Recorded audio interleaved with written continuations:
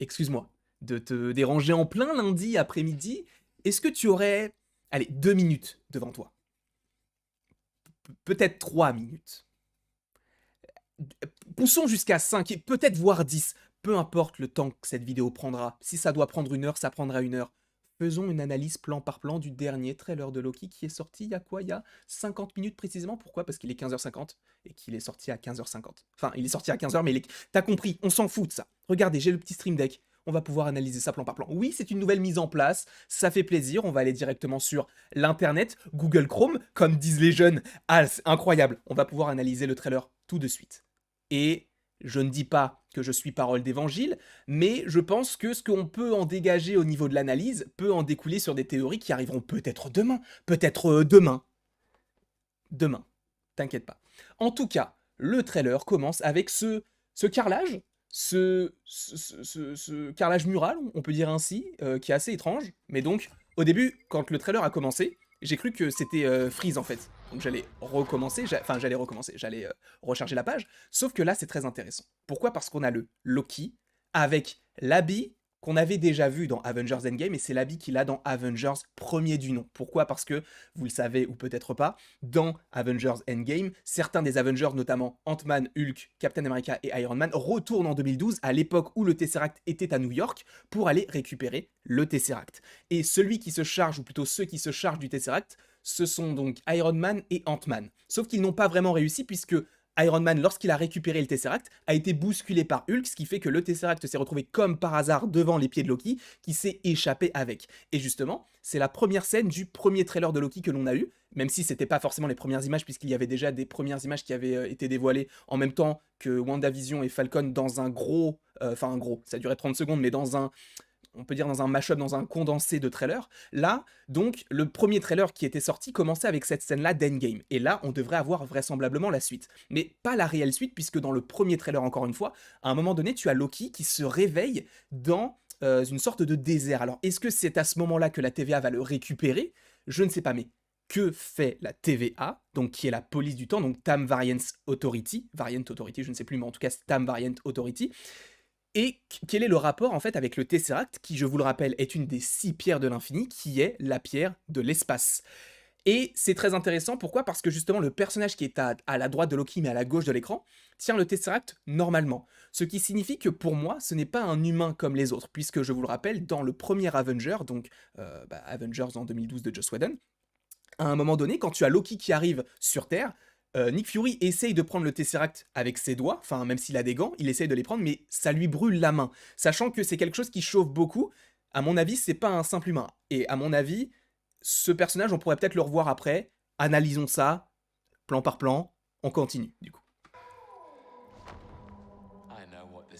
Je connais cet endroit, donc ça veut dire que Loki connaît cet endroit. Très bonne analyse, Landry, merci beaucoup, ça fait plaisir de regarder ta vidéo qui est dénuée de sens, on va dire. Non, mais du coup, ça veut dire qu'il a... En fait, Loki, ça peut être très intéressant, cette série. Désolé, je parle beaucoup et j'analyse, c'est un petit peu le but de cette vidéo, mais c'est très intéressant d'avoir cette série à ce moment-là. Pourquoi? Parce que entre 2011 et 2012, on ne sait pas ce qu'a fait Loki, puisque je vous le rappelle, dans Thor 1 qui est sorti en 2011, Loki était supposément mort. En tout cas, il avait lâché la lance que tenait Thor pour le maintenir, et on sait qu'il a eu un petit lien avec un petit bonhomme qui s'appelle Thanos. En tout cas, il a fait un marché avec Thanos et donc son disciple qui a 2 pouces. Et ils ont échangé, ils ont dit, bah du coup, on te prête le sceptre, donc la pierre de l'esprit, et en échange, tu vas conquérir la Terre, tu fais ce que tu veux sur la Terre, mais tu nous redonnes le Tesseract en échange. Et je pense qu'en fait, le moment à la fin de Thor où justement tu as Loki qui vague à ses occupations, qui erre en fait dans l'espace où tu ne sais pas vraiment où il est, ça peut être en lien avec ce qu'on peut voir dans la série, puisqu'il connaît plein de choses que nous ne connaissons pas encore et que, en fait, on n'a pas su par rapport à Loki. Donc peut-être que cette scène-là va nous montrer un Loki qui est évidemment méchant, puisqu'il se passe juste après Avengers. Mais je pense que cette série peut modifier le personnage de Loki en peu de temps. Mais vous allez voir, ça peut être très intéressant. Donc on voit qu'il connaît cet endroit, peut-être justement, peut-être qu'il en a appris la connaissance par rapport à ce qu'il a appris avec Odin, ou justement ce qu'il a appris entre guillemets officieusement, en se cachant et justement en découvrant en fait tout ce qui contient l'univers. Tout ce que contient, pardon, l'univers. Donc là, encore une fois, je m'excuse d'avance, puisque la dernière fois on a fait une analyse, j'avais dit: «Mais c'est Kang!» Non, c'est pas vraiment Kang, c'est de la même espèce, donc justement, il y a beaucoup, beaucoup, beaucoup de rumeurs qui disent que Kang serait dans la série Loki. Je pense que ce n'est pas impossible. Pourquoi? Parce que l'acteur qui est donc, Jonathan Majors a été annoncé, là, il y a plusieurs mois quand même. Sachant que on t'a annoncé durant le Disney Investor Day que ce personnage de Kang apparaîtrait dans Ant-Man 3. Mais c'est assez étrange. Pourquoi? Parce que on te l'a annoncé assez tôt. Donc à mon avis, sachant que là tu vois clairement que c'est un lien avec la TVA et que dans les comics Kang a un lien avec la TVA et que tu vois que ces trois personnages-là ressemblent à Kang, donc tu peux comprendre qu'il peut y avoir possiblement à un moment donné un lien avec la TVA, donc, et surtout avec Kang plutôt. Donc, moi, j'imagine vraiment la chose dans le sens où peut-être que Kang sera introduit via cette série-là, et vraiment à la base de l'intrigue de Quantum Mania, donc Ant-Man et la Guêpe 3, tout simplement. Après, encore une fois, je me trompe peut-être, mais c'est ce que j'en dégage en tout cas comme idée, parce que l'acteur a été annoncé déjà très très tôt par rapport à l'apparition qu'il pourrait avoir en fin 2022, donc dans 1 an et demi, ou voire en 2023, donc dans 2 ans. Donc c'est peut-être un peu tôt pour l'annoncer, un petit peu comme Mahershala Ali et Blade, mais bon, ça on en parlera dans une autre vidéo, ce n'est pas le sujet. Donc ça, c'était des images qu'on avait vraisemblablement déjà vues. Le cirque des gardiens du temps.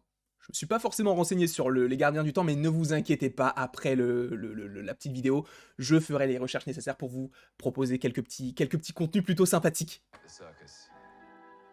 Donc ça aussi, c'était des images qu'on avait déjà vues. Donc là, on voit qu'il se fait juger. Est-ce que ça a vraiment une incidence? Je ne sais pas, mais quoi qu'il en soit, donc on comprend qu'il se fait juger, et au fond, on voit le personnage de... Alors, il me semble qu'il s'appelle Möbius, Monsieur Möbius, ou quelque chose comme ça, et donc c'est le personnage joué par Owen Wilson, qu'on avait déjà bien vu dans le premier trailer. Donc peut-être que cette scène-là est ce qu'il se passe juste après, donc la scène de l'ascenseur, qui se déroule, enfin, dont on a plus d'informations dans le premier trailer, donc où on a le dialogue entre Möbius et du coup Loki. Et on voit que ce n'est pas le seul personnage interpellé, enfin arrêté. Donc cela prouve qu'il y a bien d'autres personnes qui essayent comment on peut dire ça, d'altérer les réalités, enfin de modifier certaines choses de la réalité, même si Loki, lui, en soi, il n'y est pas pour grand-chose, puisque ce n'est pas vraiment de sa faute. Lui, il a subi, entre guillemets, les conséquences des actes ratés des Avengers dans Endgame, tout simplement. Big metaphor guy. I love it. Makes you sound super smart. I am smart. Donc ça, c'est le petit dialogue du coup entre Morbius et Loki, qui va possiblement mener avec la petite télé au visionnage de plusieurs scènes que Loki a vues, ou pas vues, mais a vécues, ou alors qu'il pourrait vivre s'il avait agi comme ça. Ça, c'est très intéressant, et ça, je pense qu'on en parlera peut-être un petit peu plus demain, si le temps me le permet, ou peut-être dans ce trailer-là, parce qu'il y a d'autres scènes qui peuvent être liées à ça. Donc là, je pense peut-être pas que c'est une scène qui est directement liée à tout ça. Je pense qu'en fait, quand il dit OK, en fait, il va lui montrer. En fait, je pense que c'est une sorte de télé, et il va lui montrer via une sorte de vidéoprojecteur les scènes qu'il a vécues, comme on a vu encore une fois dans le premier trailer, et des scènes qu'il aurait pu potentiellement vivre. Et on va en voir une après qu'on avait déjà vu dans le premier trailer avec New York dévasté.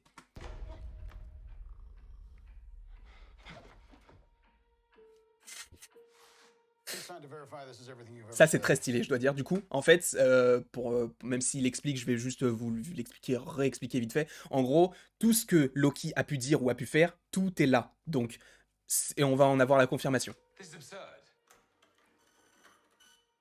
Voilà, du coup, This is absurd, c'est ce qui a écrit tout simplement sur le petit... sur la feuille, tout simplement. C'est une feuille. Il faut pas chercher plus loin, c'est une feuille, tout simplement. Attendez, je veux revenir vite fait. Est-ce qu'il y a quelque chose d'assez intéressant sur la feuille? Variant, non. Time statue. TVA 002, signature, ok. Bon, je connais pas. Peut-être que ce sont comment on peut dire ça? Des time codes, enfin pas des time codes, mais peut-être des number codes qui feraient sens avec des séries, enfin pas des séries, mais des comics de Loki. C'est pas impossible, parce qu'on a souvent eu ça, notamment dans Far From Home, et même dans WandaVision aussi, il y avait ce genre de choses.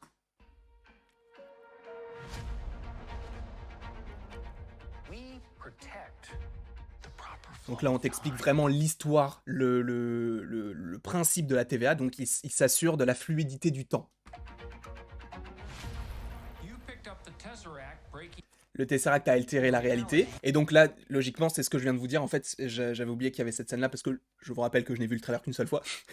Donc là, c'est bien la petite télé. Et en fait, le moment où il appuie, c'est pas le moment où il tombe. Vraisemblablement, c'est le moment où il allume la télé pour montrer les différents événements en fait que Loki a vécu. Donc là, c'est l'événement qu'il a vécu, donc qu'on a vu dans Endgame et que lui a vécu en 2012, tout simplement. Et cette série, même si, enfin, c'est dédié à la TVA, donc peut-être que le temps se défile moins vite ou c'est différent en fait. C'est peut-être une époque où il n'y a pas de temps en fait, vu qu'ils s'occupent de c'est eux la police du temps. Donc peut-être que le temps s'écoule moins vite ou que il y a vraiment une différence avec notre temps à nous. Mais le fait est que vraisemblablement la série semble se passer en 2012 puisque cela se passe juste après, en tout cas par rapport à ce que l'on voit dans le trailer, juste après Avengers 1. Donc là, c'est assez intéressant. Alors, je ne sais pas encore une fois si c'est lié à ce qu'expliquait pardon l'ancien, donc dans Avengers Endgame, lorsque Hulk, en fait, vous savez, il veut expliquer comment récupérer les pierres et comment les remettre au bon moment. En fait, c'est peut-être que c'est un schéma et justement en fait que la ligne de base c'est le temps et ces différents petits accros, ce sont peut-être du coup comme ils vont le dire dans le trailer, les variants du coup de ce temps-là, dans le sens où peut-être que ce sont comment on peut dire ça, d'autres temporalités qui ont été ouvertes et qu'ils doivent réparer. Après, peut-être que c'est juste une branche d'arbre, j'en sais rien du tout, mais c'est vrai que par rapport à ce qu'ils expliquent, tu as vraiment l'impression que c'est peut-être d'autres mouvances temporelles, on peut dire. I want you to help us fix it. Et ce qui est intéressant, c'est qu'ils vont demander à Loki de les aider. Donc c'est peut-être que cette série sera peut-être une sorte de rédemption pour Loki, parce que déjà il est au centre de cette intrigue, donc c'est très intéressant, mais justement c'est assez étrange que Marvel fasse une série sur un personnage qui a été souvent un antagoniste, même si la plupart du temps il était quand même gentil avec Thor, etc. Enfin, même s'il joue un petit peu un double jeu. Mais quoi qu'il en soit, c'est assez intéressant qu'ils fassent une sorte de série sur... Enfin, c'est pas une sorte, mais une série sur un anti-héros. Donc, est-ce qu'ils vont essayer d'utiliser cette série pour rendre le Loki d'après Avengers, donc entre guillemets méchant, gentil? Ça serait pas impossible. D'où le fait que, moi encore une fois, je crois dur comme fer que ce Loki-là sera dans Thor 4. Encore une fois, je me trompe à 1000%, je le sais, mais disons que c'est ma volonté de rêveur, tout simplement. Why me? I need your unique Loki perspective. Voilà, du coup là il dit pourquoi moi, vous savez lire. Vous savez très bien lire, j'ai pas besoin de vous dire ce qui est écrit, voilà. Mais en soi, ils vont envoyer Loki, peut-être que c'est pour se racheter de tout ce qu'il a fait, possiblement. Ils vont lui dire bah si tu veux qu'on te libère, il faudra que tu fasses ça pour nous. C'est pas impossible. Encore une fois, je me base pas forcément sur quelque chose, ce sont juste des théories. Do I get a weapon? Ça, c'est très stylé, parce qu'ils ont des sortes de portes dans lesquelles ils peuvent voyager à travers différentes réalités, où ils doivent, en fait, peut-être gérer les déviances temporelles. Peut-être que ça aura un lien avec Kang. Et ça, c'est très intéressant, comme on l'a dit tout à l'heure, avec le fait qu'il y ait possiblement un lien avec Ant-Man Quantumania. Ce n'est pas impossible. Attendez, je regarde vite fait si ma caméra n'a pas coupé parce que c'est pas impossible. Non, ça fonctionne, c'est très bien, je suis très content. Plus qu'une minute de trailer, ne vous inquiétez pas, peut-être que je parle beaucoup, mais j'aime bien aussi analyser ce genre de trailer plan par plan, et je trouve que ça peut... c'est j'ai pas de suite à cette phrase, encore une fois, je devrais arrêter les impros. Je devrais totalement arrêter les impros. Variant. Ça, c'est très intéressant. Pourquoi? Parce qu'en plus, dans le trailer, on va y venir de toute façon, mais il appelle le variant Loki. Et j'ai comme l'impression que le variant Loki... Alors, est-ce que ça veut dire justement que il a altéré le temps et que il est considéré comme un variant dans le sens où il a divisé certaines temporalités, enfin, comme avec le petit schéma qui ressemble à une branche là. Et donc c'est pour ça qu'il est considéré comme une sorte de variant, ou alors peut-être que c'est un variant du Loki que l'on a eu dans le MCU. Ça serait très étrange parce que justement, cela signifierait que la TVA n'a aucun rapport avec le multivers, ce qui serait tout à fait logique et possible puisque la TVA s'occupe du temps et le multivers c'est la réalité. Encore une fois, le temps et la réalité sont deux choses différentes, à tel point que tu as la pierre du temps, la pierre de la réalité. Si ça avait été la même chose, il y aurait une seule pierre pour la même chose. Bref, c'était anecdotique. Mais quoi qu'il en soit, peut-être qu'il considère ce Loki comme un entre guillemets faux Loki. Ce n'est pas le vrai Loki, et justement peut-être qu'ils vont lui diffuser ce que le vrai Loki a vécu. Ça peut être intéressant. Et ça va totalement changer le Loki qu'on avait déjà connu. Cette série va être folle. Cette série va être totalement folle. Et sort le 11 juin. Donc ça, c'était, encore une fois, alors Roxcart, c'était quelque chose qu'on avait déjà vu dans le premier trailer, donc c'est une sorte de magasin, si j'ai bien compris, et c'est à cet endroit-là que Loki, en fait, va se battre contre différents antagonistes, et peut-être qu'il va faire équipe avec la TVA, donc logiquement, pour arrêter ceux qui se servent enfin, qui altèrent la réalité via le temps.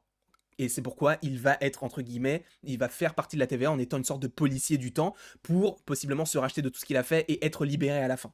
Encore une fois, je ne me base que sur des théories, tout simplement. Donc là, on a vraiment le Loki qu'on aime avec ses petits couteaux, qu'on avait vu dans beaucoup de ses films, même si c'est vrai que ces petits couteaux lui ont coûté sa vie dans Infinity War, puisqu'il s'est fait tout simplement casser la nuque, enfin je sais pas comment on dit, mais casser l'os du cou, je sais pas comment s'appelle l'os du cou, mais bon, il a été tué par Thanos tout simplement, et il a essayé du coup de le planter avec ses petits couteaux. Ça c'est très intéressant. J'ai l'impression de dire ça à chaque fois que je m'épose, mais c'est vrai. Parce que ce personnage-là, je ne sais pas du tout qui c'est, et personne ne peut savoir qui c'est. Encore une fois, si vous le connaissez, n'hésitez pas à me le mettre en commentaire, mais de ce que l'on peut voir, on ne voit jamais son visage. Est-ce que c'est quelqu'un justement que va affronter Loki? Est-ce que c'est quelqu'un qui est là pour libérer Loki? Est-ce que c'est Kang? Est-ce que c'est l'Enchantresse? Je ne sais pas, mais ça peut être hyper stylé. Vraiment, mais cette série, elle est folle. Elle va être folle, je le sais. Et je le vois, je sais que ça va vous hyper beaucoup plus que Falcon, peut-être beaucoup plus que WandaVision. Et moi, c'est vraiment la série que j'attends le plus. Vraiment. Ça, c'est incroyable.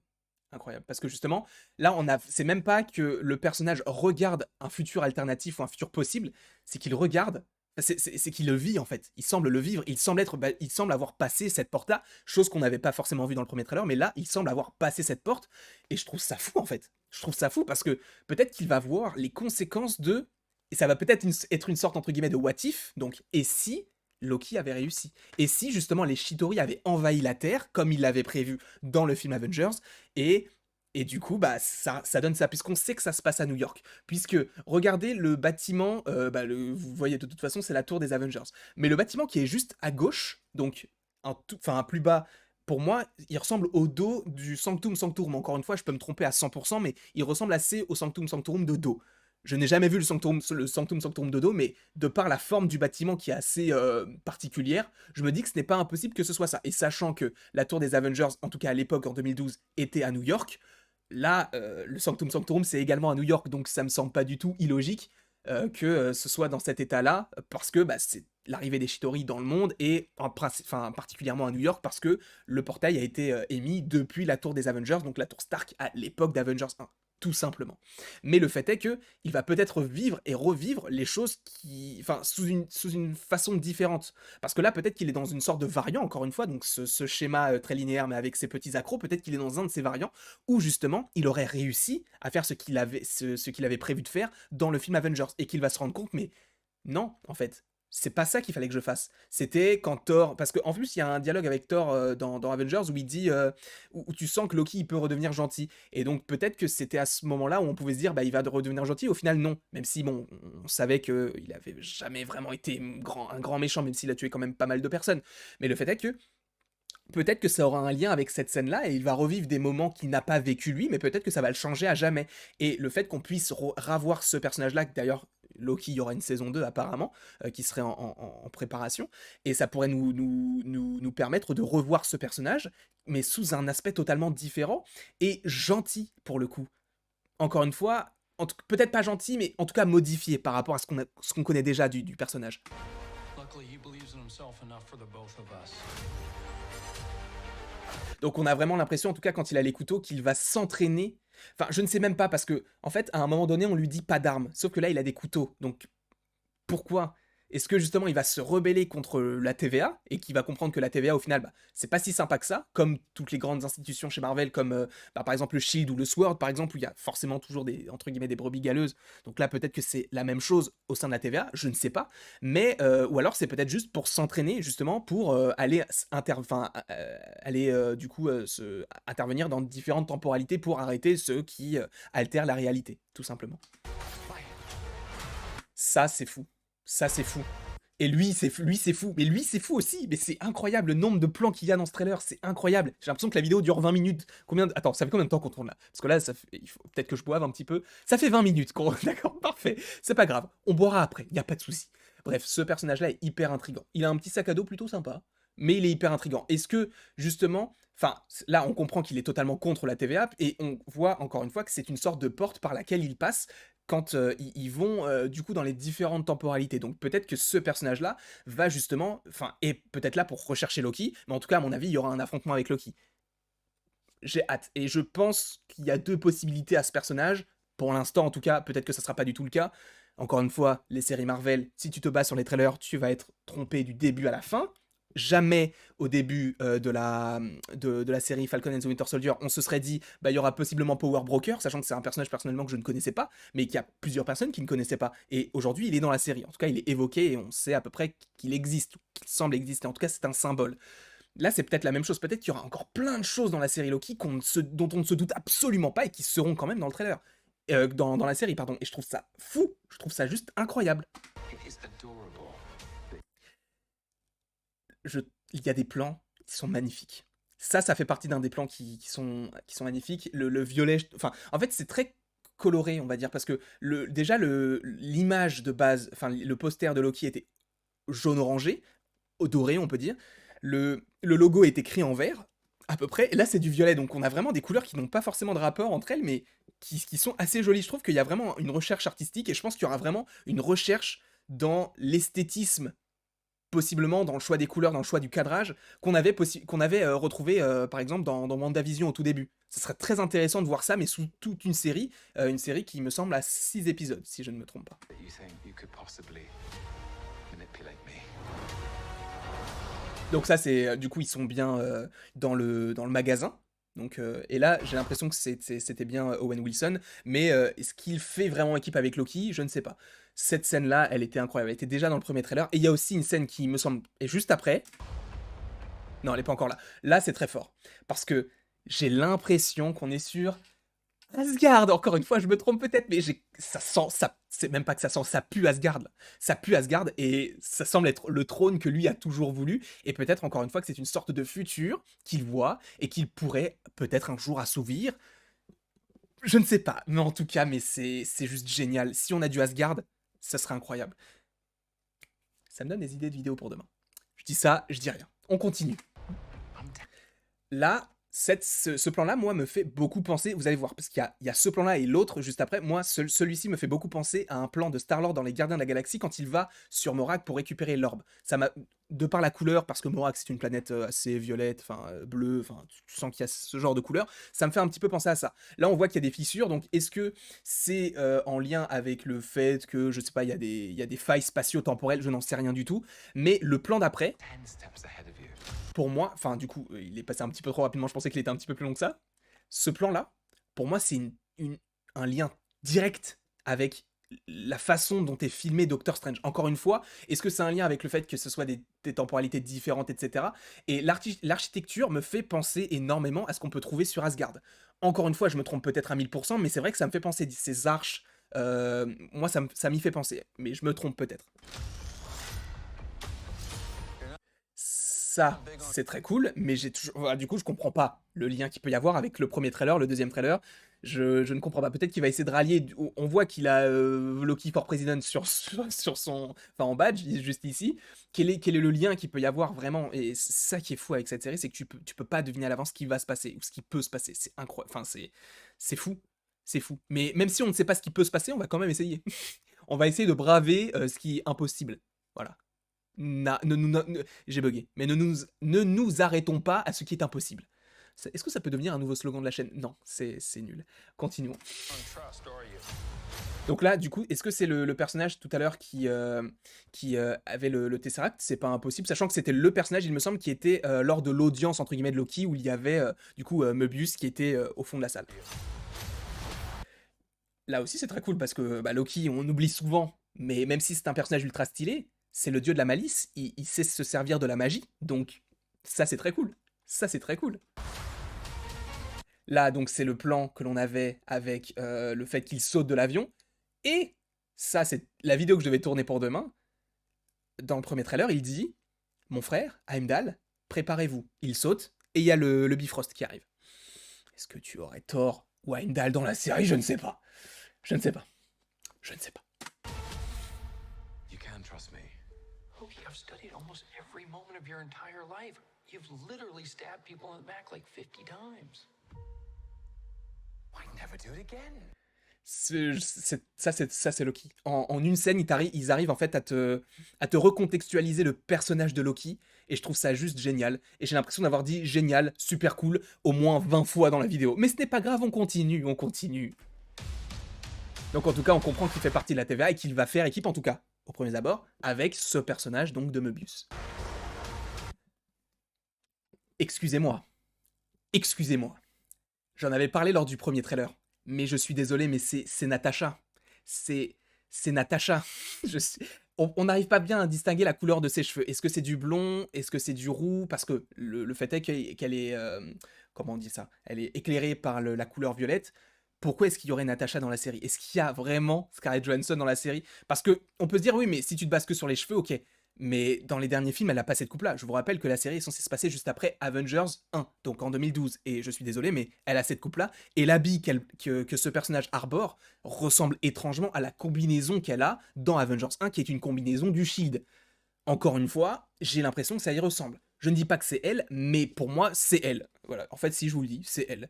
Pour moi, encore une fois, je ne dis pas que pour vous, ça peut l'être, mais moi, ça l'est. Pour moi, c'est Black Widow. Et que dire, que dire? Enfin, que dire? Oui, c'est vrai, que dire?